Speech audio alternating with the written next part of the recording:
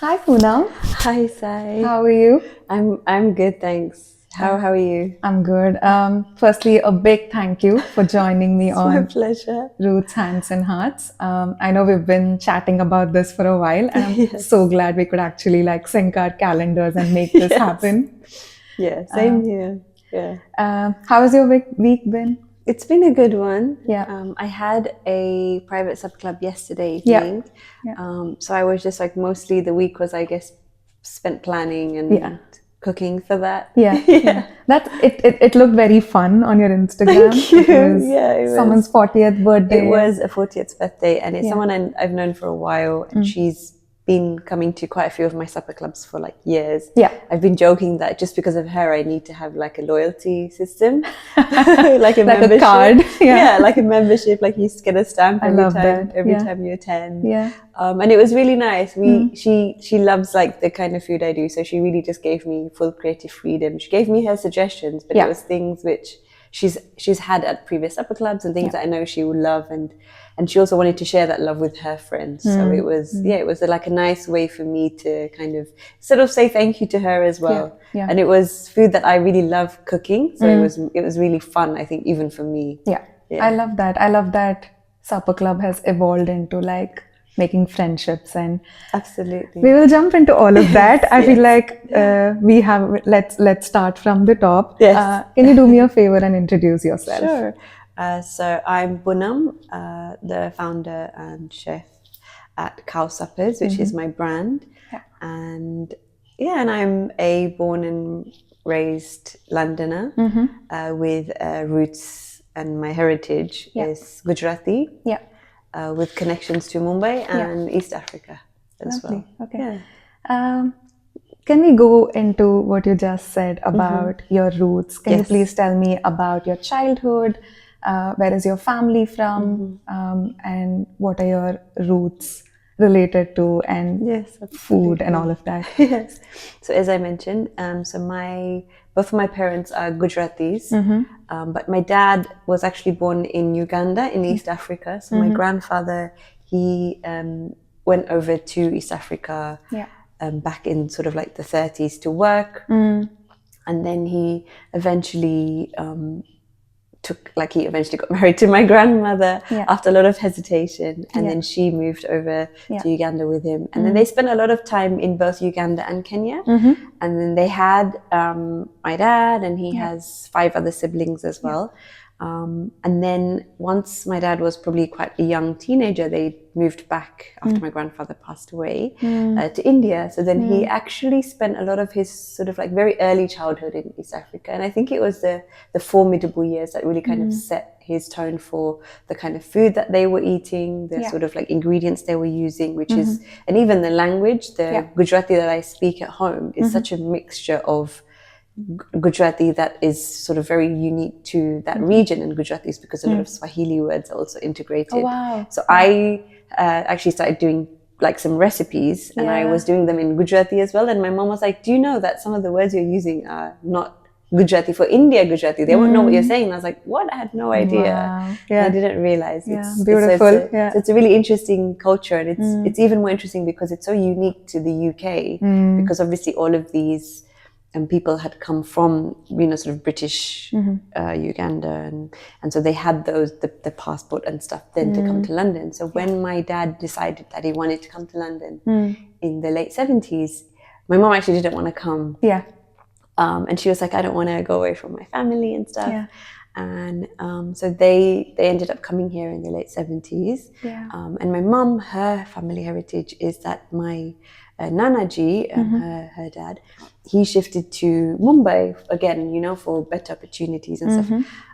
And so she was born in sort of like literally the heart of this, this like raging Metro. city, exactly, this metro city. It's so vibrant, so different. Yeah.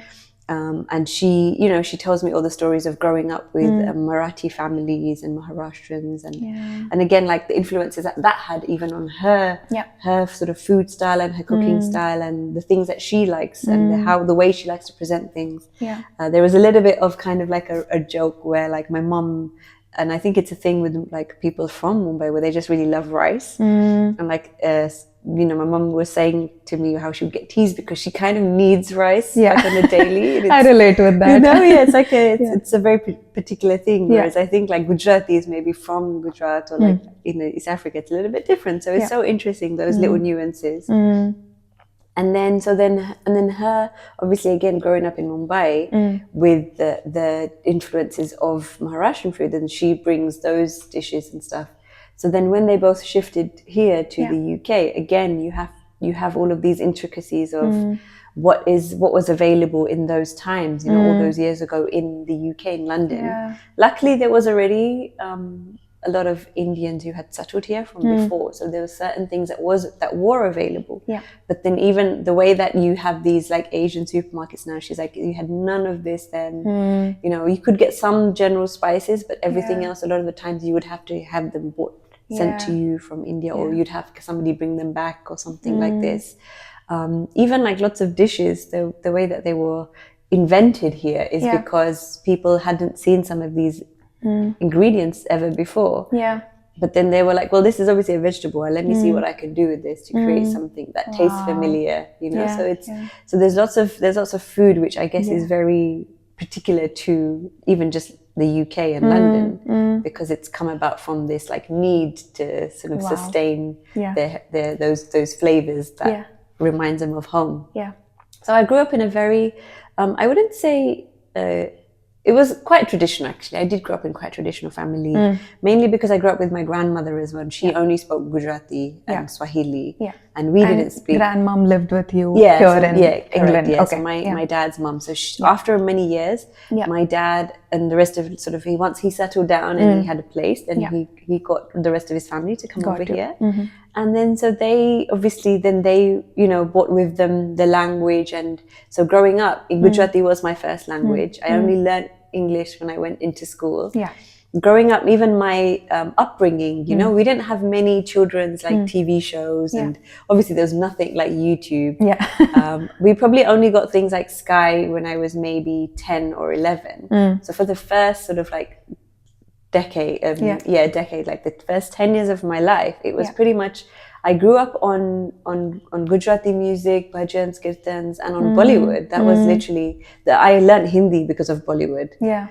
That was my sort of way of learning. And it's so funny because when I now afterwards, having made friends, and when I go to India and I speak Hindi, they're like, your Hindi is so Bollywood. I'm like, that's because that's where I learned it from. Fair enough. That's my teacher. Yeah, that's my teacher. Like I didn't have, you know, the local nuances and stuff you have when you're out there. You're not speaking with someone. You're just I'm just like picking up from songs and the movies and the dialogues. Like we watched Mr. India religiously as kids. Like that was like our movie. And then I even used to watch like really grown-up movies. Like Naseeb was my favorite. What's that? Naseeb. Naseeb. Okay. It's a really old one. I think it has Amitabh. Okay. But it's just like, of course it has Amitabh. But it's just like so random, like these really grown-up adult movies. But that is what we had. That is what we were exposed to at the time. Like I was saying just yesterday at the supper club, like I didn't know about like some English music, like Michael Jackson. Everybody knew Michael Jackson. And some other like Madonna and like Whitney Houston. But then other like a little bit even more niche music and stuff, I only really started listening to English music once I was, you know, a teenager, and I'm going to, you know, school and university and college, exactly all of those places. So it's been I had a very, in that way, very traditional, very Indian, like family based upbringing. My cousins were sort of my first really close friends. Even if I used to go out like to bars and stuff, it would be with my cousins. We grew up very, very close together. So I've had in that sense a very, in a way, like some might call it quite kind of sheltered, but I really appreciate it because there's a lot of things which I used to take for granted. You know, but then at the same time, it's the things which have now enriched me, I feel, as an adult. And you look back and you're like, I'm so glad it was the way it was. Exactly. I'm very intrigued by a lot of things that you said. Let's count. So your roots have a little bit of East Africa. A little bit of Gujarati. Probably a lot of Gujarati. Maharashtrian. Throw into the mix the London life. Absolutely. Right? Can you please give me an example of some food that you or your mum or together have created that has brought all of this together? I would love to know, and I'm super intrigued. Okay, so one thing which I think is a very British invention, something which my mom has taught me to make, is Brussels sprouts. Yeah. Shaak. Yeah. So it's essentially I haven't made it in a while. It's very seasonal because you make it when you have Brussels sprouts available. Exactly. But it's such an amazing dish because I obviously hear people saying, "Oh, yuck, I hate Brussels sprouts." But oh my God, but have you ever had it in a curry? It's amazing. Yeah. And it's essentially quite a dry curry, which is why we call it a saak or a shaak, and it's not essentially a curry because there's no gravy. Got you. But it's so interesting because, and again, you won't find that in India. They don't know what Brussels sprouts are because they don't grow over there, you know. But it's the recipe. If you see it, you probably could make another curry or another sabzi with that same recipe. Wow. So that's something which I would say is uniquely British. Another like childhood favorite is baked beans. Like again, very British. It's very British. Like I don't think baked beans is only now. When I go back, I see it in like the shops and stuff. Yeah. But back in the day, you know, we used to take baked beans with us to eat in India when we'd go to India. But that's a very particular, like, do the tarka and stuff on the baked beans. It's such a funny thing. I love that. Yeah. And I think one of my, in a way, like inventions, I guess, is I love using like British produce quite a lot. So I've created some recipes where I use like, well, you have like a tepla, which is a very like Gujarati dish, which is made of various different flours and stuff. And so oftentimes you would use like vegetables in there too. So one of my favorite things is seeing whatever is in season at the moment. Like I've been using some like quite nicely locally sourced like purple carrots and things like this. So it's like it's infusing those things. I love beetroot. I'm a really big beetroot and a really big radish fan as well. So it's like, how can I make something that's just a simple recipe and then just introduce these flavors and these ingredients to it. And the local produce here is amazing. Yes. Right? And I love that you take the local stuff from here, introduce it into what is traditionally being made differently. Yeah, exactly. But it's also like, one of my favorite things actually to do, talking about beetroot, is we have the thing, bateta vada. This is a very like Gujarati, Maharashtrian thing as well, I would say, because you have vada pav, which is very Mumbai. And so one of my favorite things is adding beetroot to the potato mix, and it just adds an extra really earthy flavor to it. And the color. And the color. Beautiful. Because then you break it open and it's already yellow on the outside, and it's like this bright pink inside. You're telling me about beetroot and it just comes to my mind, like when we were kids we would do beetroot lipstick because it's so nice and it's pink. It's like especially if you get like, I recently, actually just yesterday, I actually put beetroot in my chaat as well. And then it's just that red color. It's so insane. It's so tasty. It's sweet and it's so full of flavor. It just took me back to that. I think I want to know one thing, right? Like whenever I am speaking about home or food from home, I am drawn to certain sounds and smells and, you know, visuals. Yes. So what are these for you?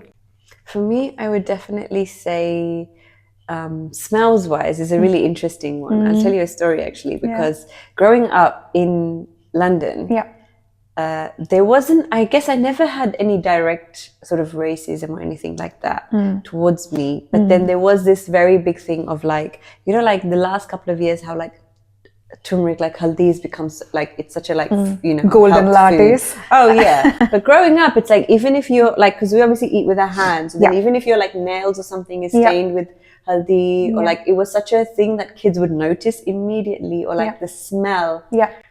I remember my cousins sometimes would come over and they would always smell like the food.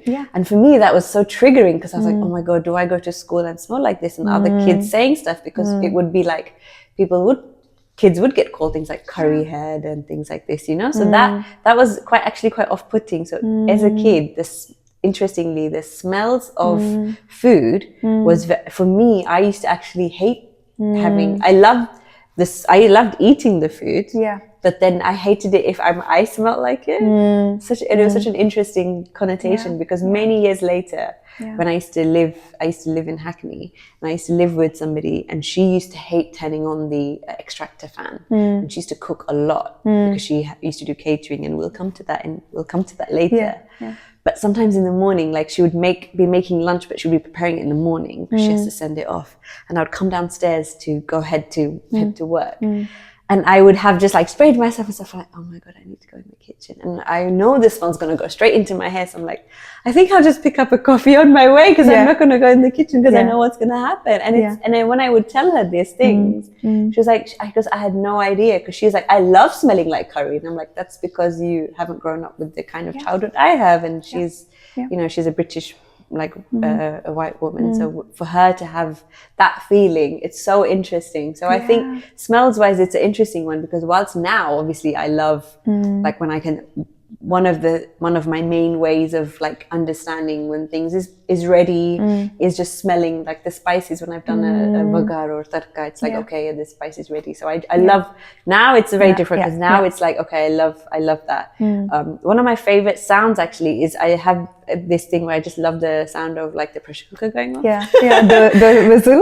Like even sometimes if I'm out and about and like you walk in certain parts of London and stuff where you know it's like there's like South Asians or something, you just hear that, you're like, oh okay, I wonder what someone's making, maybe some dal or something, you know.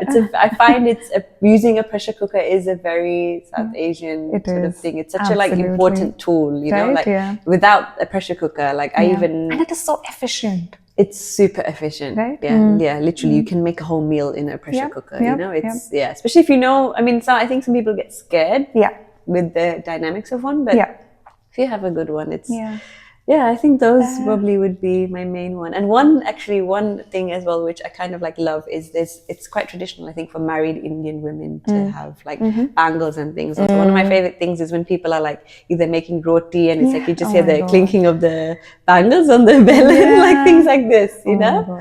Yes, nobody has ever said that. That's so beautiful. Just like or like, you know, if they're mixing something or like doing something, like even making atta, and it's like rather than taking them off, it's like I'm just going to push them up, but then you'll still find the clinking, and I just love those little sounds. Love that. I think we should change the whole push your sleeves up to push your bangles up and get the business. Absolutely.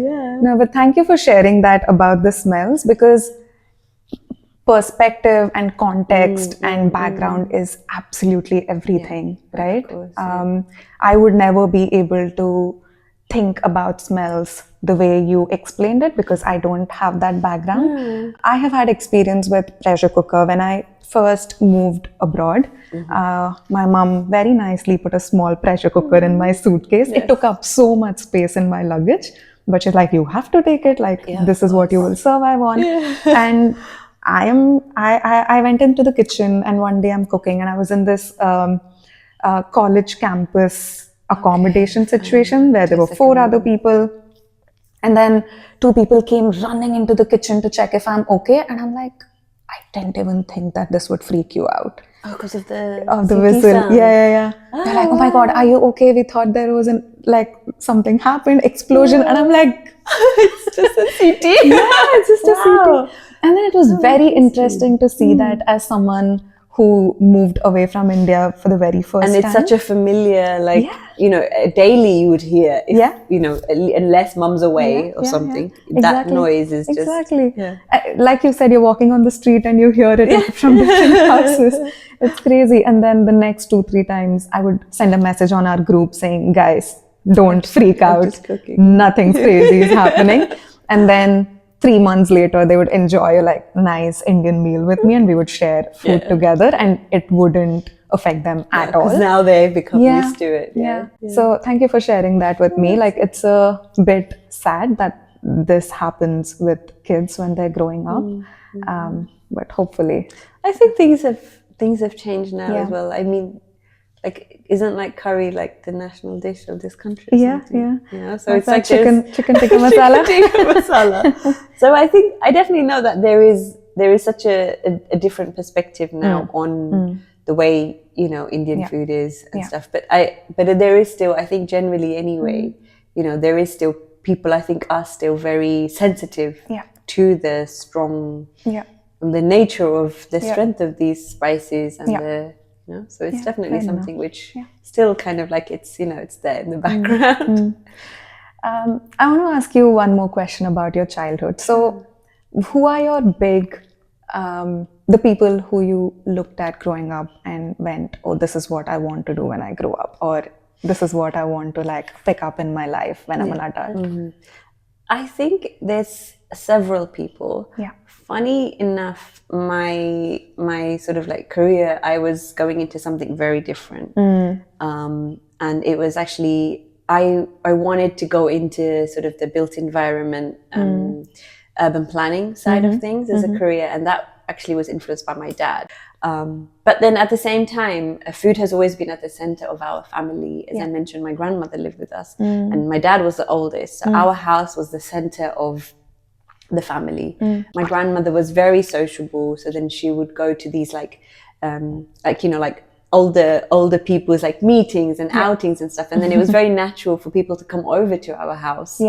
And she was an amazing host in the sense of like she kind of like she had this, I now thinking back anyway, she kind of like had this very like sociable, very warming personality, and people really warmed to her in that sense. And she had just this way of like, somebody's coming to her house at like 4 p.m. or something, and they had to stay for dinner at least, you know. She's like, you can't come at this time and not stay, not eat, you know, and not eat. And it's like, you just have to stay now. You might have come for chai, but you're staying for dinner, kind of thing. Or like there was always like lunch, like a proper like, you know, darbat sak rotli, like a full like lunch and stuff. So it's growing up like having seen in a way a matriarchal kind of like household where she really did, even though my dad was like, you know, but he was pretty much always at work growing up. You know, he had his own business. So seeing my grandmother in that way, you know, being kind of in charge of the household and taking care of everything and like, you know, imparting her wisdom and telling us off and all that stuff. So she played a really big role, I would say, in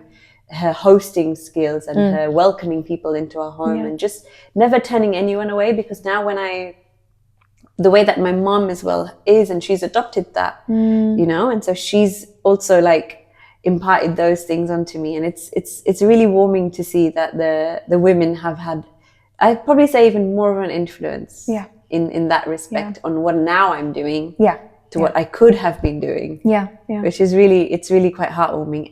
And I mean, I don't know if I can answer this question now, but I essentially was, the traditional upbringing also meant that girls were taught to cook from a really early age. So my sister was probably 12 when she started learning to cook. And you start with like chai, and then you move on to rotli.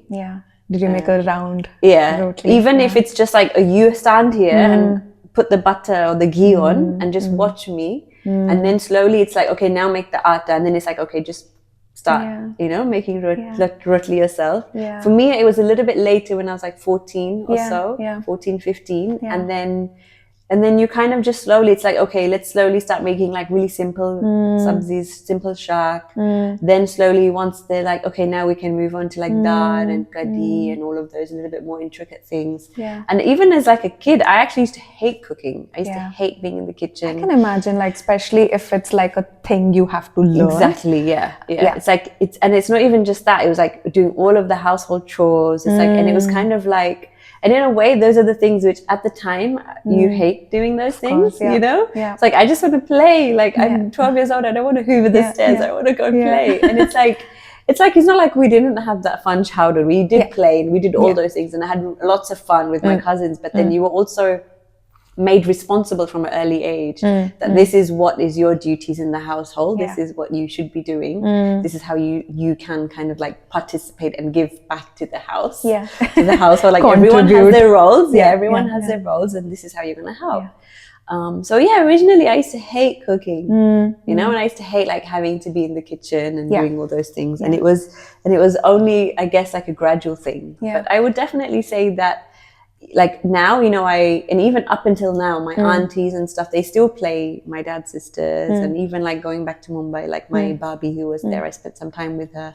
Like a lot of the women have played this really big role in even just like passing down those traditional recipes.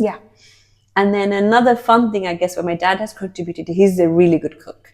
Oh, so he's like a really, really good cook. But he's very much like he's a different cook, whereas my mom would stick with traditional recipes, whereas my dad is very much like, oh, what do I have? And then let me experimental. And he's non-vegetarian, whereas the rest of us are vegetarians. So then he would make lots of meat dishes. But then he's like, oh, I can actually recreate this, but like with vegetables or with paneer or with something else, you know? So it's like he would kind of introduce those a little bit more fun, more kind of like North Indian.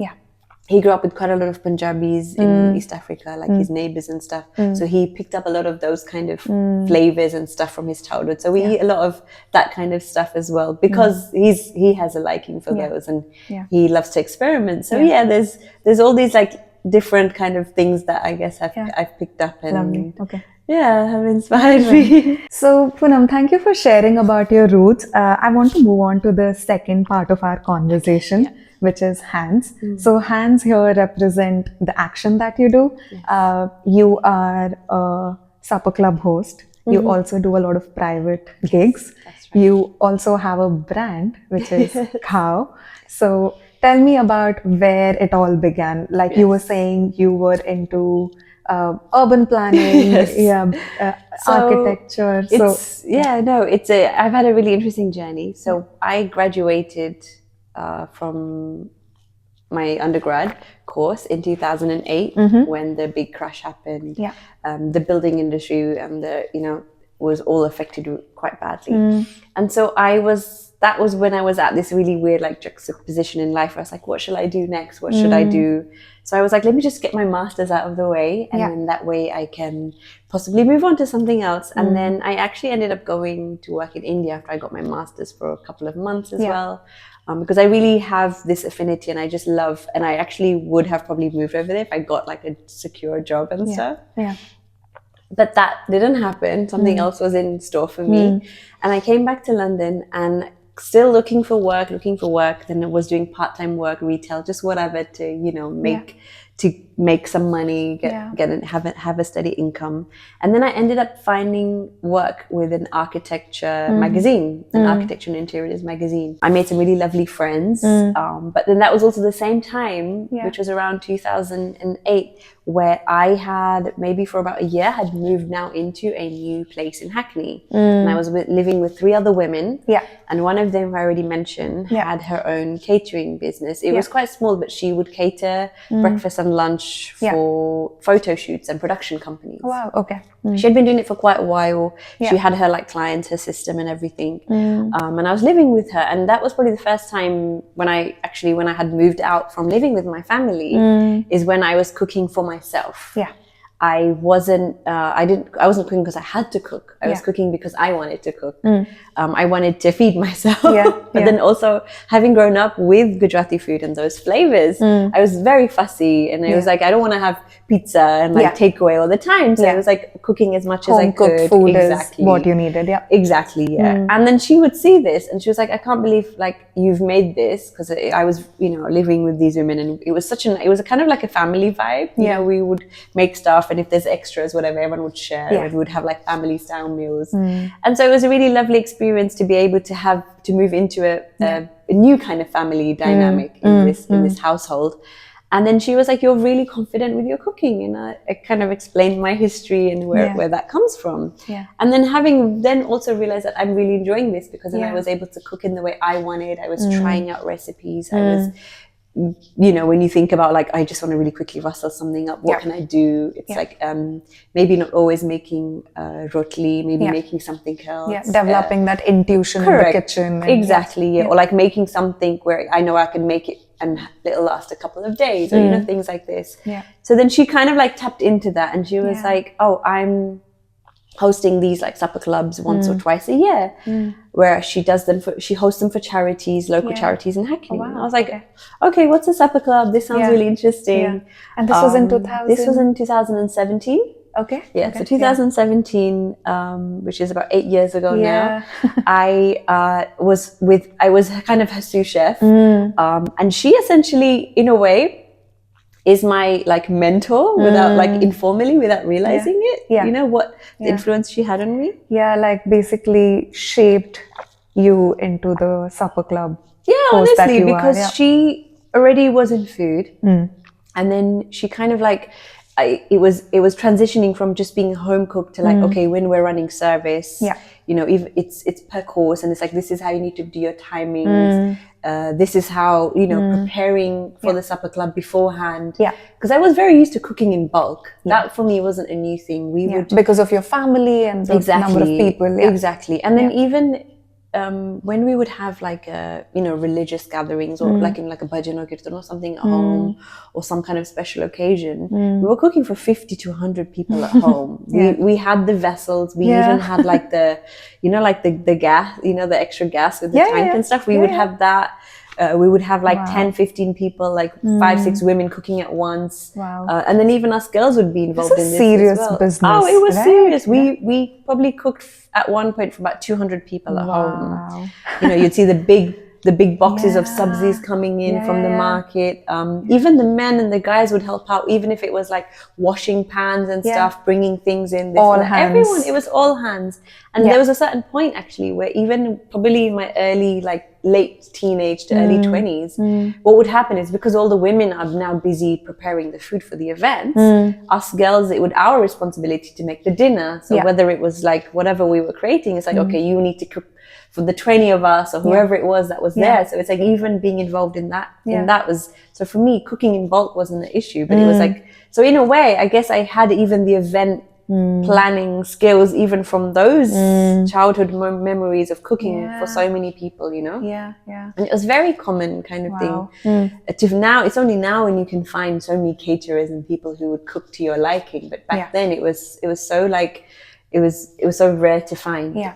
And so taking all of those little skills and then what she had taught me, she had some friends who had Gujarati food, and she was like, oh, you need to just cook some of like your food, and let's have a small dinner at home. And so this was now 2018, and I had done 2-3 supper clubs with her. We were at the E5 Bakehouse, and we'd done like for 50, 60 people, 3 courses, lots of various different meals. And then I was also sharing certain dishes that I had created, that she was like encouraging me, like, you make this dish, how can we turn this into like a canapé and stuff. It was really encouraging and very inspiring.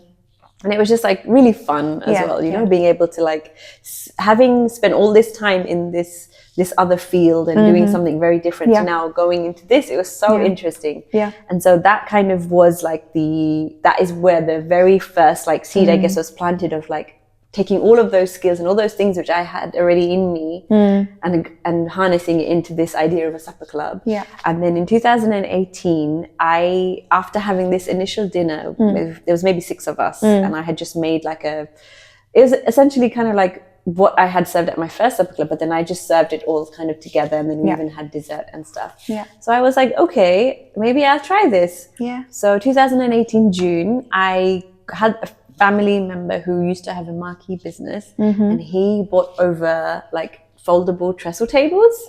And I had 25 people, my first supper club, and I had all the chairs and this stuff. was your first one all by yourself? All by myself now. And it was at home. We had this gorgeous massive living room, and we moved the sofas out the way, rearranged all the furniture, and cool. I invited my housemates, and that housemate actually at the time was away, so she wasn't there for the first one, but then she told her friends, and then I had friends telling friends and family telling friends, so it was amazing, like turnout, and I was so touched. And that was the first supper club, and I didn't really know what, you know, kind of I was gonna really do and how it was gonna work out, but it kind of set the tone. And I can still remember that first one all those years ago, and it was just so incredible. And I was like, this is quite cool. This is quite nice. There was no Khao Suppers at the time. It was just Gujarati food. I just called it Jalo Jamwa. Like come which you still do. Which I still do. So that's kind of like that's like the classic supper club that I host now, which is based on that same model. It's like 4 courses, and it's essentially a meal we would have at home, maybe even on a weeknight, but it's just been split into these 4 courses, which is like farsan, which is the savory starter appetizers, the bread course, which is usually rotli or something else similar, kind of a bread like that. Rice course, which is usually the kadi, dal or something else, and then dessert. So it's always been, so Chalo Jamwa is what I've carried on, but that's kind of where it started. And then that same year I did one again, and that was actually called Chalo Jammu, or like Chalo Mumbai, and that was based again actually on pretty much all like very Gujarati, but then also Maharashtra, like Mumbai inspired dishes. We had like gola, we had like very Parsi style kind of dishes as well, which was inspired by Mumbai, pav bhaji. Yeah. And that was a really fun supper club. So yeah, so 2018 was the start of the supper clubs. Yeah, I love that you had like a mentor to take you into this journey. Yeah. Otherwise, I feel like it's very difficult to figure this out, because I'll tell you what happened. Last year, I tried my hand at supper club for the same reason, right? Like, I love cooking, and then we just moved to London. And I knew supper clubs are a very big thing in London. People really like going out and trying new food. And I'm from Bangalore, so I was like, I'm going to make Bangalore style food. And I picked 4 dishes which are really hard to make. Each of them need to be handmade individually. And I remember after the supper club, we were both sitting here on the couch like, what the fuck? What did I do with this? It took us like 20 hours to put it up for like 5 people, which is crazy. That is really insane. I mean, bless you for making the effort. Yeah. We had fun, but after that we were like, this is too much. The exhaustion level. Yeah, it's exhaustion. And I feel like that's where having like some insight from someone who's more experienced really helps. Absolutely. But it's so cool that you were confident enough to open your home up for 25 people and put up a show. And I've been to Chalo Jamba. Hopefully I'm saying it right. Yes. And I still think about your dal because, oof, so good. So good. Thank you. I recommend everyone go try the dal because so good. And I really enjoyed your supper club. Like, it has such beautiful warmth in the room. So yes, in 2018, you throw your first supper club. What happens after that? You're still doing your full-time job? I'm still full-time. 2019 is when I had now started the branding, and now I was like, okay, Khao Suppers. Even Khao is like the thing. The name came about from just a family like brainstorming session. I was like, guys, I need like a name, and somebody was like, maybe just keep it as Chalo Jamwa. But I was like, I like that, but I was like, I don't want to keep that as the name for the brand, because I guess there was maybe something unconsciously or subconsciously in my head where it's like, this is going to be more than just like supper clubs, you know? So so where did there was a voice in your head. Exactly. Yeah, that's right. And I also feel like a simple name goes a long way in branding. Like, I'm just talking from my marketing brain. Sorry, go on. No, absolutely. And I think again that influence of knowing those kinds of things from my work had kind of like etched its way into kind of my subconscious. So then 2019, I had Chalo Jamwa. So I was like, okay, let me get the Instagram, the socials, take it off my personal one, move away from that. Then I was at a place, I was still with this company, and then we all know 2020 happened. But I have to tell you a story actually from early 2020. So I was with this Portuguese company, and I was mainly based in London, but then I had made lots of friends in Porto. And one of my friends I was really close to, and she was like, oh, you need to come to Portugal, you need to come to Porto, and like, let's just do a dinner at my house, and we'll call the people from the office in Porto, and we'll just do a supper club here, like even if it's just us. And I was like, this sounds really, really fun. I was like, maybe I can even work remotely from there. She was like, I have a guest room, you can stay here with me. So we were making all these plans in January. By March, we know what happened. Oh my God. Bummer, Literally. And it was really interesting though, because my boss at the time, he was very in tune with kind of what was going to happen. So by February, he had already spoken to us as a team, and he was like, guys, I don't know what's going to happen. There was no, at the time, talk of lockdown and all of this. There was no clarity. There was no clarity. He said that I know things are going to slow down. So if anybody wants to go part-time, let me know now and we can work something out. And I was like, oh, I don't mind. And I don't mind doing 4 days a week, and I can do 1 day for Khao Suppers. Wow, okay, I can like do supper clubs. I don't have to take the day off. Thinking nothing's going to happen, it's not going to be that serious. So I actually started doing 4 days a week from kind of like March onwards. And then my plan was, I'm going to do all these things for 2020. I had all these plans. especially going to Portugal kind of thing. And even if that wasn't going to happen, I can still do other things here. Lockdown happened, the world stopped essentially. But then I kind of took that as an opportunity to now build on Khao Suppers as a brand. So I actually sat and every night, I think for about 2-3 months, I just worked on my website. So after I would finish, like I'd log off my computer at like 6 p.m. and then I'd like have dinner and then I'd log on from like 8 p.m. and I'd work for 2 hours and I'd create my website. You go girl, all the hustle. Yeah, literally. I was like, because I was really enjoying it and I was like, this is so fun. I had a friend who helped me out with the logo and stuff. And so I was like, I want to create a space where I can directly sell my tickets. It was also both obviously commercially a decision I made, but also I was like, I want a space on sort of like my own website where I can put more than just, you know, like I love like writing. So it's a place where I can put blogs, I can sell maybe products moving forward, all this like a home for Khao online. So that's what I spent most of 2020 doing. But I also, that was the same year when I wanted to launch my first product, which I did then. And it was a chai blend. So I did like this and I tested, you know, I was like getting sent all these different like chais from lots of different like manufacturers, and I was creating blends, and because my plan at the time was to do like a big launch event and stuff. And I was like, okay, everything's going to be online.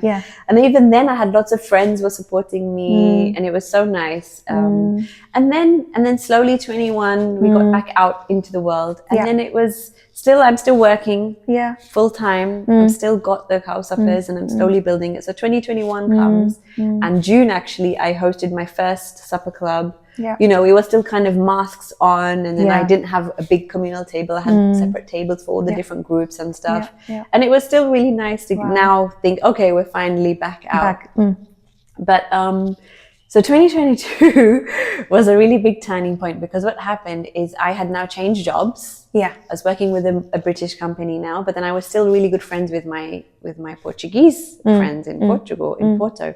So I actually went to Porto in March of 2022. So it did happen. It did happen. I was there for about 2 weeks, and for the second part of my trip, I had planned to host a supper club. And I actually was speaking to my friend and I was like, rather than doing it at home, let me just find a space because I don't want to impose and I want to see if I can get other people to come. So I randomly through searching, I found this cafe, Epoca in Porto, which I had no idea was really famous for like people in Porto and for people traveling in Porto, just because they're the kind of place that does pretty good like vegetarian food, but also like something a little bit different.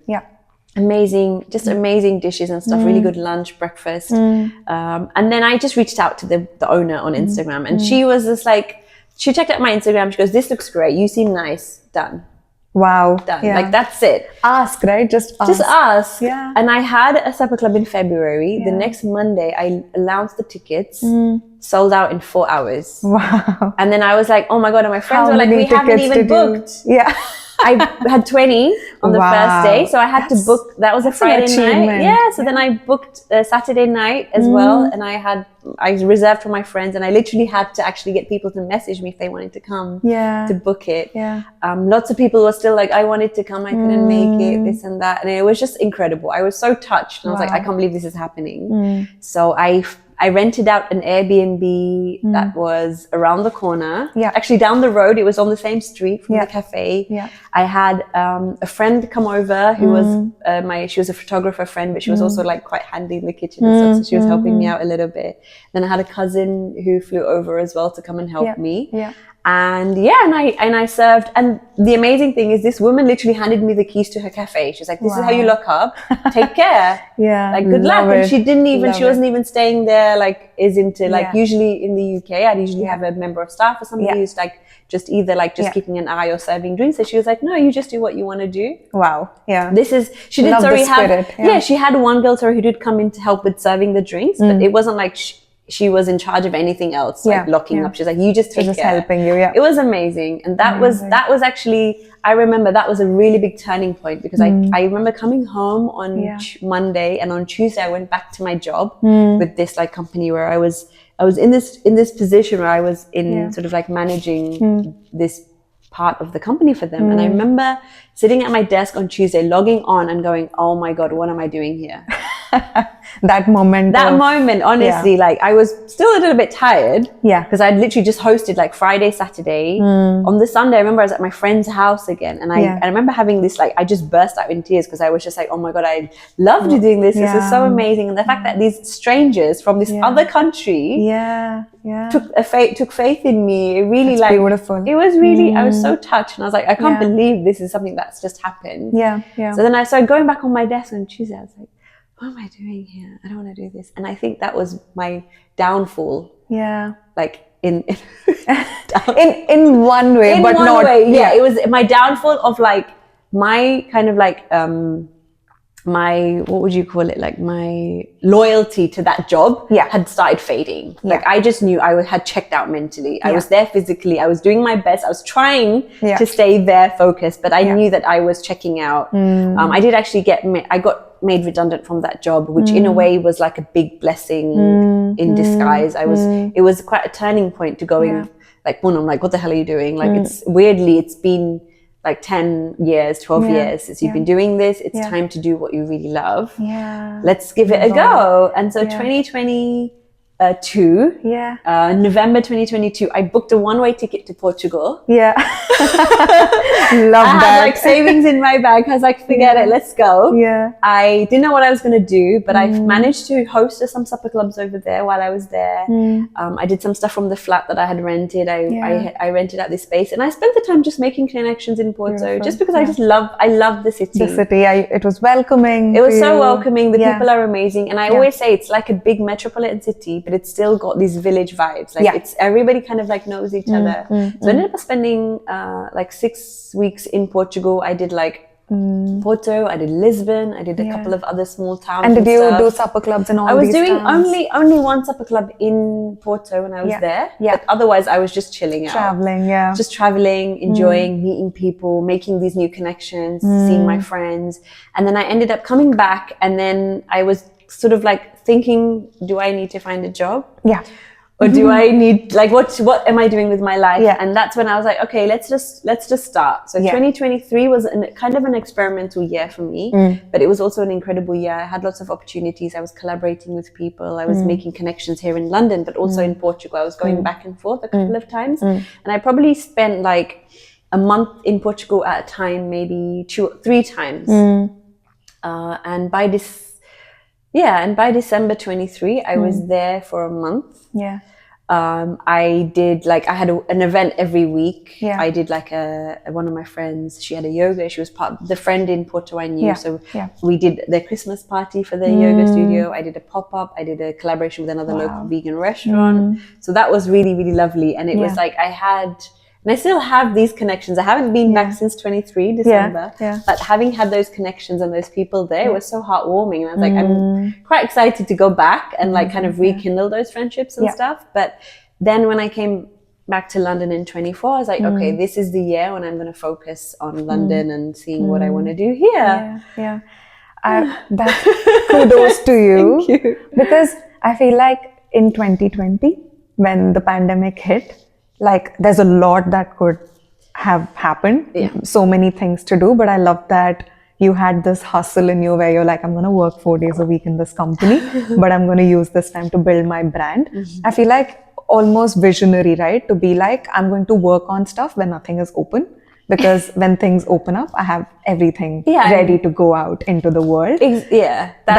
I didn't even know what was going to happen, but I was like, I'm going to be ready for it when it does. Yeah, I love that. And I love your entire journey in Porto. Thank you. Do you think you will go back to Porto? I'm thinking that I want to go this year if I can, because I'm really like keen to go back and like, because I'm also one of those people who like, I love like staying in touch with people on the phone, but then I'm like, when I can sit across from you and like even just sit over coffee or food or something, you know, there's those really lovely connections that you make, and just being out there, you know, like I got to a point where I was so familiar with like every shop. I knew exactly where I was going.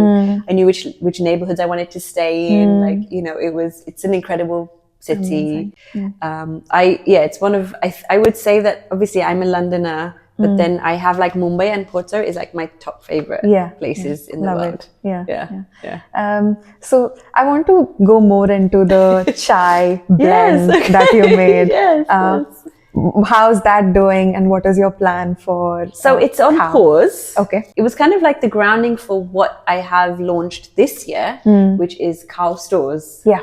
So essentially, Khao, it's like Khao Suppers, Khao stores, and who knows what else. But stores is essentially the place where I guess I can now see the chai brand, like the product, now sitting within the stores. It's a place where I'm essentially creating products, which is not just like food, edibles, it's also like wearables. Yeah. I actually was going to wear my Khao t-shirt today because that's something which I should have. I literally live in my Khao t-shirt. It's like they even have like haldi stains that I'm not going anymore because I'm always cooking. That's the real way to exactly. wear it, and that's fine for me. Yeah. And so I wanted to create the stores as a place for these products. And again, this is why having the website was such a big part for me. And it's like, I want a place where people who are like, they want to, I don't want to keep, the food I'm cooking, it's the basic Gujarati food I'm cooking, it's nothing new. It's nothing innovative in that sense. It's essentially, I'm just bringing those very traditional flavors and making it accessible to people. Yeah, which is so underrepresented in Indian restaurants of London. Absolutely. And I think there's a lot of cuisines where this is true, especially in London, where people love Indian food, but it's so categorized into these particular places. Yeah. So I wanted to introduce Khao stores as a way to say to people, okay, you've come to my supper clubs and you've tasted the food. Do you want to try making it at home for yourself? So here are the tools for you to do that. And growing up, there's Patel stores, VB and Sons. Like there's these kind of like iconic places that were then created where my parents could now go. And all other people who are like have first generation or have migrated here, and it's like, oh, I can find my food, my ingredients, my spices, my masalas, everything. Absolutely, And so the chai is on hold, but I'm hoping to bring it back. Yeah. But at the moment, I've launched Gujarati 4 Spice, which is my first spice blend. And it's essentially, it's a very simple blend of spices, but it's a very uniquely Gujarati flavor. Okay. Which you'll find like in our shaaks. It's the kind of spice blend. And it's literally just made of hardar, haldi, turmeric, red chili powder. And then it's a combination of ground cumin and coriander, which we just call dhana jiru. Okay. And it's a spice blend which we'll have in a masala dabba. We'll have like a big box, and it's already we'll roast slightly the spices, and then we'll blend it, and then it's a very particular, it's not exactly 50-50 ratio, it's a really particular blend, and some people have their own variations. And it's a very Gujarati thing to have dhana jiru in So if food. I was to buy the 4 Spice, what would I ideally use it? And especially as someone who's not familiar with Gujarati. So one of the things, you can essentially make a really simple shaak, which is essentially if you have like, let's say just potatoes. We'll just take like potatoes and you cut it into like cubes, and then you do your tadka, which is oil, cumin seeds, hing, asafoetida. And then you add your potatoes, and then all you need to do is add a tablespoon or that's it of the spice mix, and essentially that's it. You can now add obviously salt. You can add some tomatoes, pureed tomatoes, and you can cook it, and then that's like and then just have it with roti. And that sounds yum. Done, and that's it. Like and then if you want to make it spicier, add more red chili. It's absolutely fine. But then you can also use it for other things. Like I do these aubergines where it's like you just want to slice up some aubergines.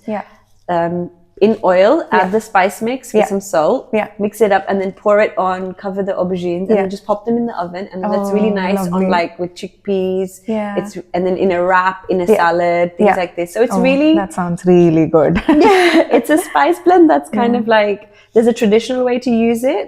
But then also you can just kind of like, just have fun with it. Like probably in a bag of chips.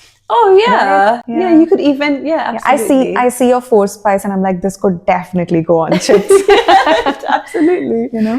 So it's the idea is there's a traditional application, but then if you are somebody who's like, oh, I don't have like garam masala, so let me add this, maybe try it out, or like curry powder. Which which could could work as well. Yeah. So what's next in Khao stores? There's the 4 spice, there's the merchandise. There is the merchandise. So one of the things actually that I've been researching and I'm a really big fan of is asafoetida, hing. Yeah.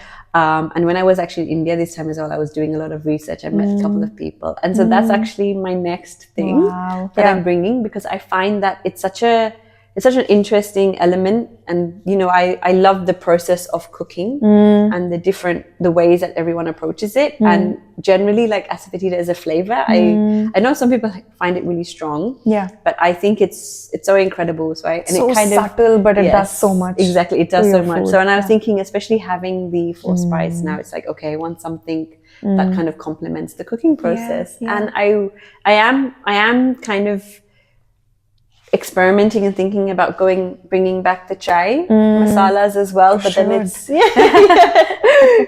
so because at the time it took a lot of labor, because I literally myself sort of like with the mandolin like prepared the organic ginger myself, like 5 kgs, dehydrated it myself. So it's one of those things. It's like, how do I bulk this, you know, and those kind of things. So that's kind of next. And with the merchandise, I'm hoping to continue working with different illustrators from kind of like all around the world, actually. Lots of like Gujaratis and like lots of women illustrators, Love that, you know, as well, who sharing like stories of like food and different dishes and stuff. So I'm hoping to continue on that as well as like a series. Hing sounds so incredible because again, it's a very unique ingredient, I feel. And many people don't know how to use it. So if you can bring that to front and center. Yes, absolutely. And I would love to see hing being used in non-Indian food. I don't know how that would go, but would be very interesting. You know, we even like things like gatia, like we sprinkle it on, and sometimes I'm like, I wonder if I could just sprinkle this on like my stir fry, or even like when you make like chips, and it's like, imagine just like, I'm sure it'll taste good. Anything with chips is good. This is true. So you run the show, but tell me about your team. What's your support system like? Who do you work with? Do you freelance? Do you have full-time team? So my main support system at the moment is my mom. Go mom. I do a lot of the cooking. All the cooking is me. But she is there like kind of like my Sue, you know. She's helping me with like, and she's 70 this year, so and then, you know, like I don't like to push her too much, so oftentimes I'm like, I feel really guilty, but she's like happy to help out. My sister Rachna, people have probably seen her on all my reels and photos and stuff. She's like a massive support. She herself we joke around like she does 3 jobs. She's an art teacher. She does lots of things like within the arts field, the creative field, like teaching, leadership, all this kind of stuff. But then she also, if she finds time, she also comes to my events. She helps me out. She's kind of like the main kind of like main person in the kitchen, because I'm usually in, you know, kind of front of house, in between. I'm guessing you guys also have like some overlap in working styles because of absolutely, growing up as well. Like she knows how I like things, how I like to present things. She's good. It's also kind of like making sure that I'm checking in with them, you know, and making sure that they're you know, I know it's like there's no obligation for them to do anything, and they want to do it from the bottom of their heart as well, but it's just checking in. I don't want to push anyone, you know, kind of thing. Because obviously there's always leftovers. I always make extra. If I'm making something, it's like, okay, so today's dinner is sorted, kind of thing. That, you know, which is nice. My dad, he's on hand if I need something as well. If there's anything like maybe if he's like, oh, shall I roast these aubergines for bangan bharta, like on the barbecue, whatever. He's helped out with those things. I did a wedding, my first wedding I hosted last year. Wow. It was incredible, and I literally had all hands on deck. So cool. And there is this particular sabzi that he's invented. We say it's his curry, and I actually the couple chose that as their like main like rice dish, because it's a sabzi which you can have with naan, but you can also have it with rice as a biryani. And so I was like, Dad, this is your dish, and he literally took over the like cooking of that. It was all him. It was amazing. He helps out in those moments when we need him. And then I have like some cousins who have helped me out. I have one cousin in particular, and she's like kind of like, if she doesn't have anything, and if I really need somebody, then I'll call her. Her name's Bhumi. If I don't say her name, she'll get angry. But she's kind of like a, you know, like a freelance, like Khao team member. And then I have a few girls who I recruited in 23. My sister gave me the advice. She's like, the University of the Arts London has a careers website where if you have a small business, you can advertise for free. And I was like, students are perfect because they're obviously, they have certain times, days when they're free, they're happy. So then I have, a few like girls like this who've been with me, especially one of them, Jisha, she's been with me for a few years. And then, but I'm like, oh no, if you like get like finish university and then you get into a job, you're not going to be available to me. And then usually it's just like finding out through friends of friends and word of mouth and like if anyone knows anyone. So usually the actual events, that's when I'll have more people, but the cooking and everything is pretty much me doing it, everything from the shopping, sourcing, idea and everything. There is going to be a certain point though when I do need to recruit more help. But at the moment it's slowly scaling slowly. But then it's really nice because for me it's mostly when I go to the events, the supper clubs, when it's like, okay, I need this many people. And I've over the years I've also become, since like 23 to like the last this year and last year, I've become much better at like making sure that I have enough help. You know? I think there's a lot of learning along the way. Exactly. And I find it solid that you take help from your family. Like that's the first thing, right? Especially as you grow up and you're in your 30s. I think it's so important to like know when to lean on your family and be comfortable doing that. And be comfortable doing it. I love that. I love that. And I love that you are also giving opportunities to students who are in college. That's incredible as well. I want to talk a little bit about your private hosting and private catering events. How often do you do these between supper club and private gigs? What do you prefer? Why? So at the moment, actually, it's quite 50-50. Obviously, when you're running a business, it is getting as much work as possible is really important. So most of the time I'm not saying no to anyone unless I'm not available or it's like maybe a bit too far. But usually I've said yes to so many different opportunities. As I mentioned, like I hosted a wedding. Another incredible opportunity is I was flown out with my team to Connecticut, USA last July. It was somebody who just found me on Instagram and he was like, I'm having my family over and I want you to come and cook for us. That's so cool. So it was amazing. So we did 4 days. Non-stop, breakfast, lunch, dinner, 5 p.m. chai and nashto. That sounds so busy. It was incredible. It was insanely busy. 35 plus degrees weather. I mean amazing weather. Okay, you meant that in a good way. No. I don't mind a bit of heat, but obviously it adds to the tiredness. Kitchen as well. You're in the kitchen.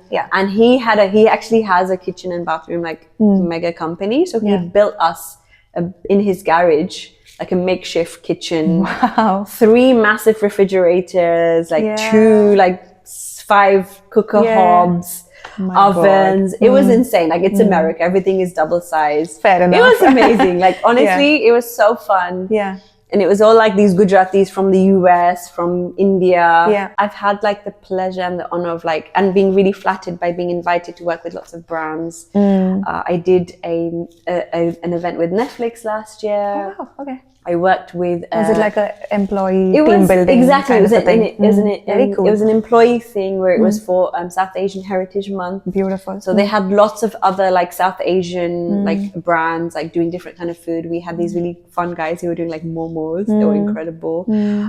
There were these ladies that were doing I guess like more like Bengali, Bangladeshi style food. We had like a kulfi stand. It was really, really fun. And so it was like a nice like mix, and it wasn't even just like in Indian. You know, it was like a mixture of like all of sort of like that South Asian region represented. It was really heartwarming. Cool. So to be involved with like brands like that, you know, I did a Dolce & Gabbana Diwali party. Wow. I was in Mumbai. I worked with Loon, which is a jewelry brand over there for a supper club. And it's just like these things like the private side together, like, you know, it's off of the whatever I've done on the supper club side, and it's so heartwarming. What does your mom think of your cooking? She likes it now. Yeah. Like she's, I mean, you must like know this thing of like, you know, like the biggest compliment is if your like mom compliments Absolutely, your food. yeah. So now it's really like heartwarming because she's just like, and she won't be shy to tell me if something's crap. I think moms have no filters. They have no filter, or like she'll have this sly way of saying, so like, is this dish not supposed to have salt? I'm like, oh my God. Or she's like, can I get some pickle? Yeah, like, is this not? I was like, I can't even taste the spice in this. Yeah. You know, some things I'm like, okay, mom, like, I've definitely, like, you can say to me, if there's less salt, just say to me, and then I'll taste it again and I'll add it. It's fine. Yeah. You know, kind of thing. Because sorry, go ahead. No, especially like as things cook and it's like, okay, when I first tasted it, it tastes like this, and now I haven't had the chance to taste it again. And you know, when you get busy with something else, so it's like, tell me if I need to do something. No, my mom is brutal. They visited us last year. My husband really likes the food I make. Yeah. And then he's like, oh my God, this is so good. And my mom is like, really? I'm with you. Don't ruin this for me. So mean. Yeah. They're like my aunties, like my fays. They have been to a couple of my supper clubs. Yeah. Literally, they were just there at one of them last week, and we had a little bit of a glitch with one of the dishes. But it's just so funny because like they won't tell me directly, and then slowly they'll talk about it, and then it'll come back to my mom, and then my mom will be like, yeah, we know, we were talking about this, and she was saying how it's a shame that the one thing didn't work out, and I'm like, oh my God. But it's like, you know, you just kind of take it on the chin. It's funny because exactly. You know them. Yeah. Moving on to the last part of our conversation, I want to talk to you about the impact of what you do. So this is the hearts. So how the work you've done has impacted people or what conversations it has sparked. Can you share a little bit about that?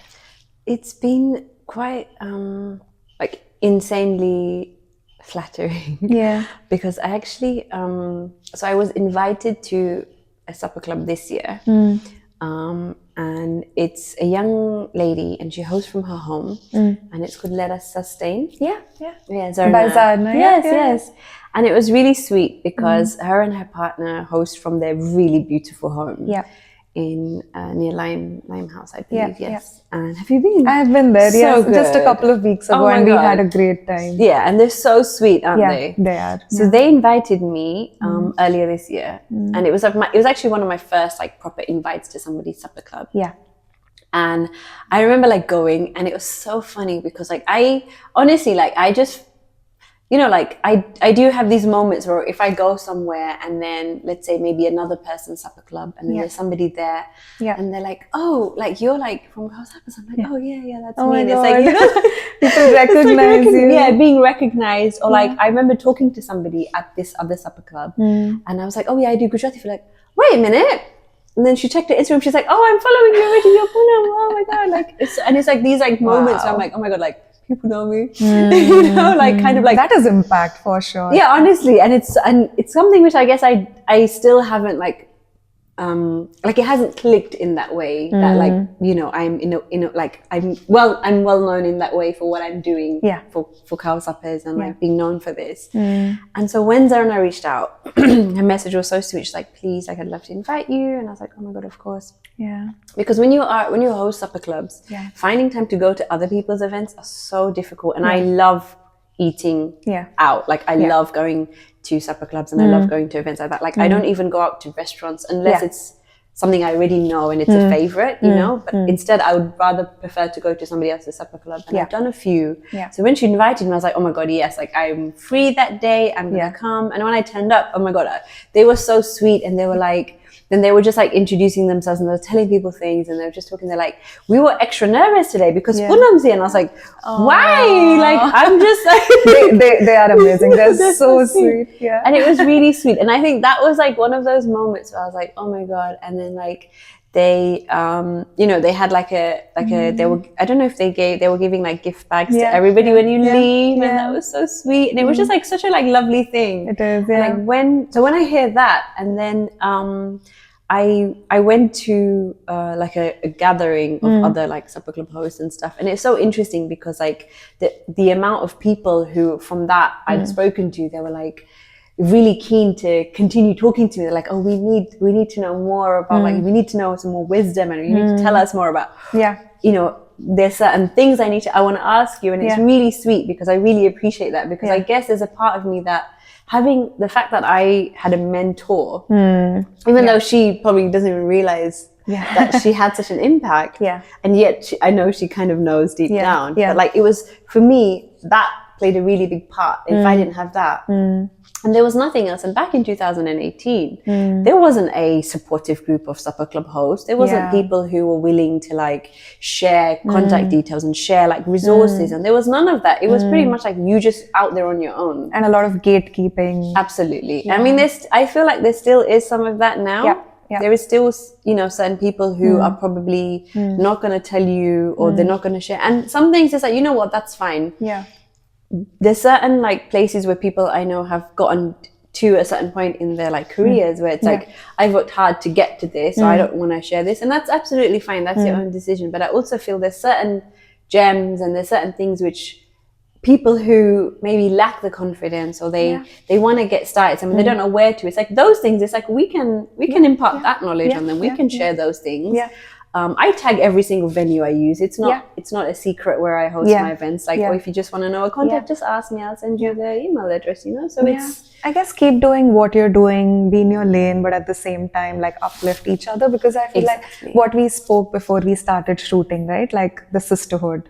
Just being like, you are from a different country, you're trying to do something here. So just be there for each other. Absolutely. And I feel like one thing is like doing all of this, and it shows in the work you do, right? Because you are literally speaking up for each other and lifting up each other, and that just warms my heart, and that's the only thing I care about, really. So I'm like so glad you brought I make it a point of like, if I can see somebody has like events coming up, whatever, I'll be like, okay, let me, like, you know, maybe on a Monday or a Tuesday, I'll just post all the stories of all the people who have supper clubs coming up, or events, or they're doing something interesting. And I think it is really important in this day and age, when generally it's a really big thing within the food and the restaurant industry, that restaurants are struggling.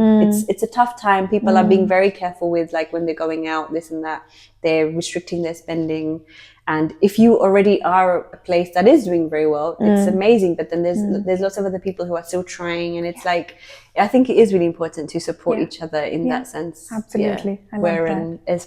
As much as it is possible. So when you started doing supper clubs in 2018 to now, I'm sure when you started, you were like, this is what I want to do, and this is what I want someone to take away from my supper club. To what? 7 years later, has that changed, and what is it now? I don't think it's changed. I think the big thing for me still is championing Gujarati food. I still think there's so many people, like I meet people now who they're married to somebody who's Gujarati, but they're from a totally different culture, and it's like, oh, you know, it's like they want to share that, or they recognize things. And a lot of people do know Gujarati food, maybe through neighbors or friends or something, if they've never had it. But then there's still lots of people who don't know it. So that's a big thing, I think, for me still, even from the beginning. The USP has always been championing Gujarati food, which is why I haven't stopped doing the supper clubs. And I haven't, like, I'm going to do my first residency this next month in June.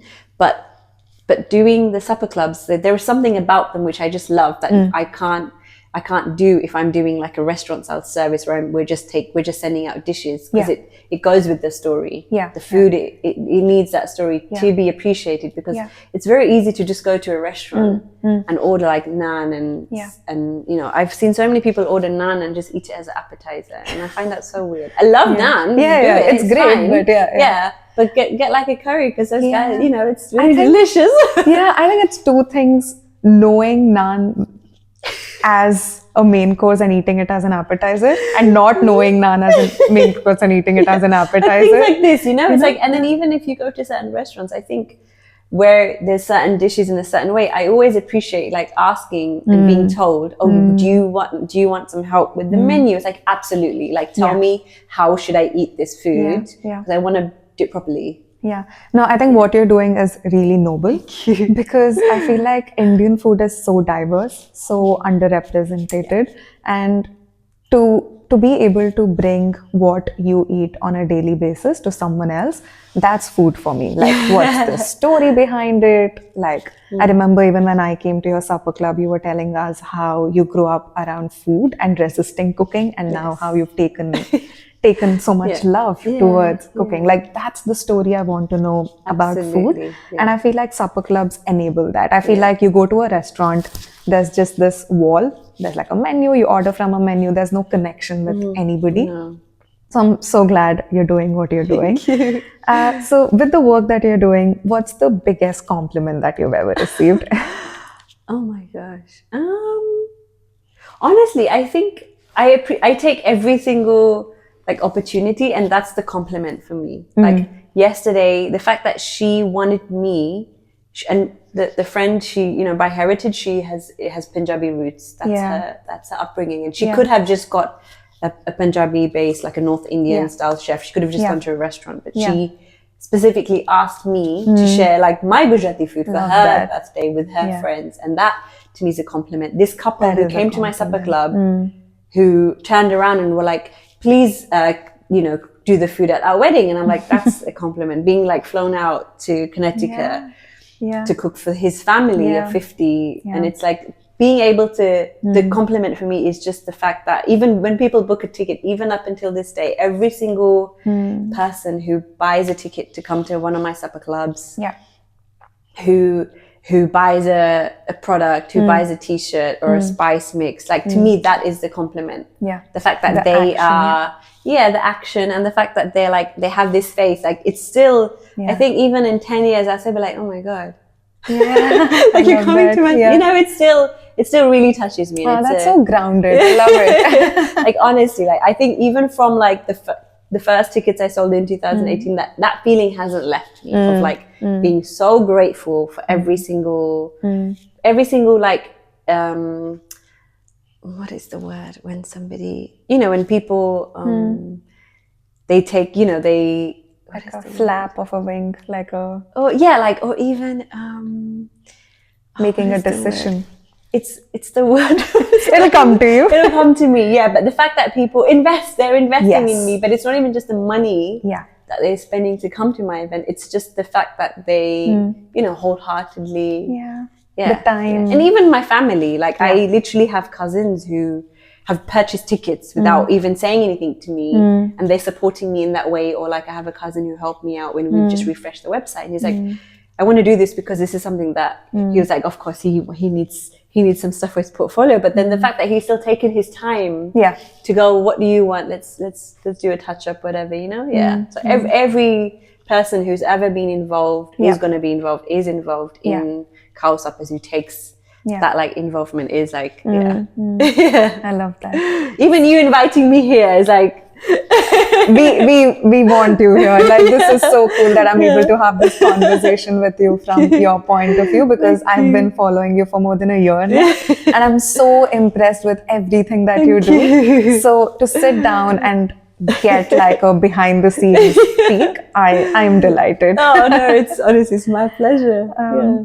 So what's the big next thing for you and for Khao? So I think one of the things is, as I mentioned, I love doing the supper clubs.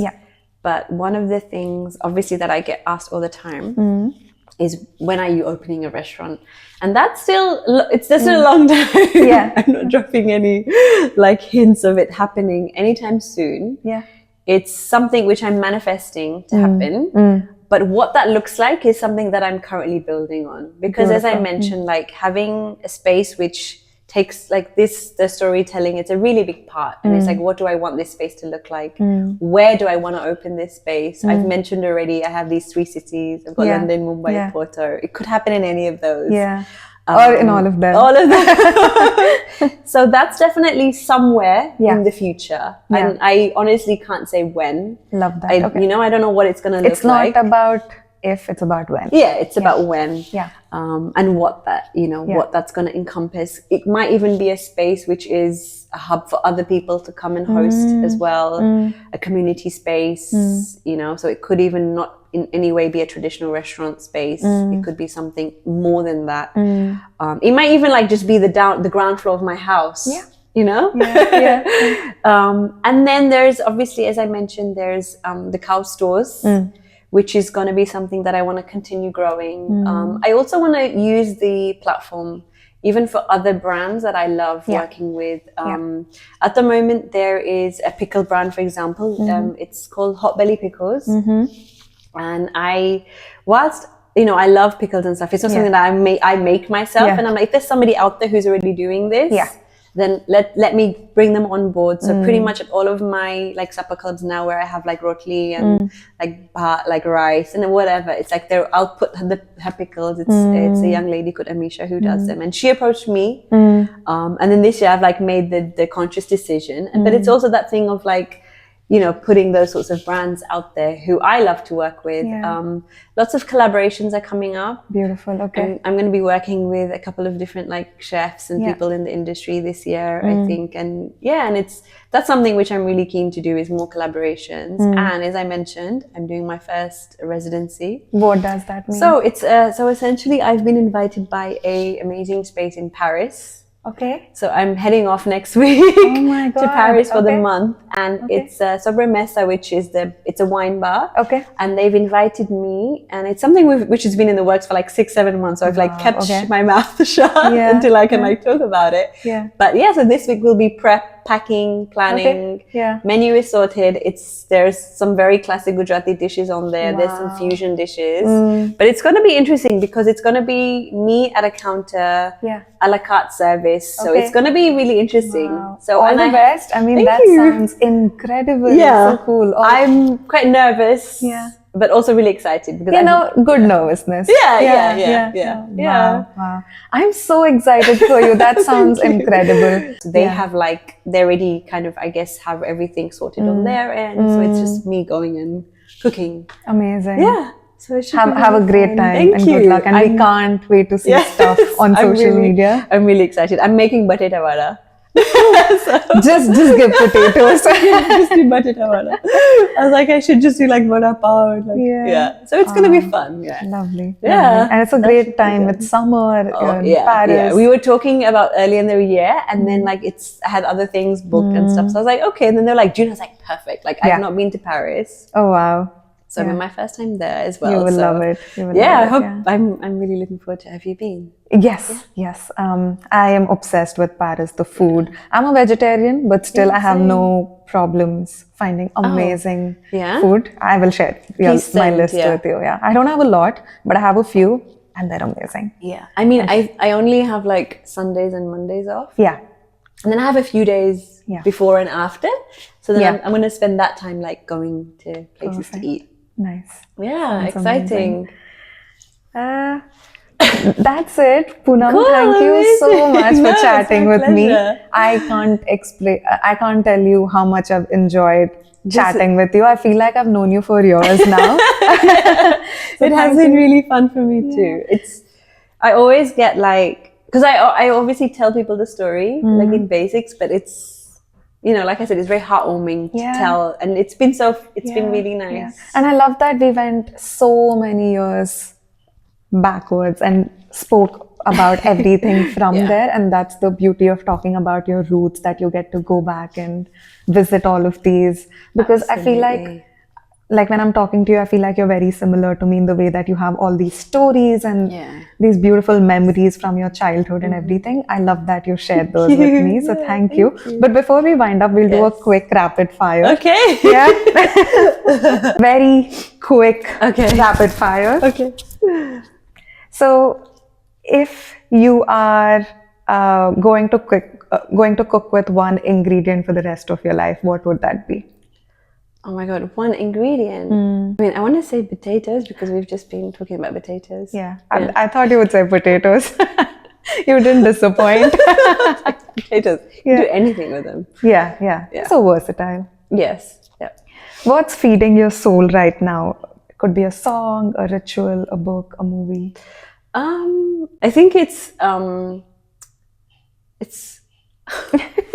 know this is a rapid fire. No, there's so many different things. Yeah. But for me, actually, in all of this like madness and stuff, I'm very spiritual, and so prayer every morning is it's a really important thing for me. Like to be able to have like a half an hour to sit and just like pray, meditate, kind of thing. It's really important. I love that. I love that. So I make sure to, even if I have to wake up half an hour earlier, if I have to wake up like 5:30 or 4:30, I'll make sure to get those 30 minutes for yourself. Definitely. I love that. What is your go-to celebratory meal? Pav bhaji. And what's your comfort meal?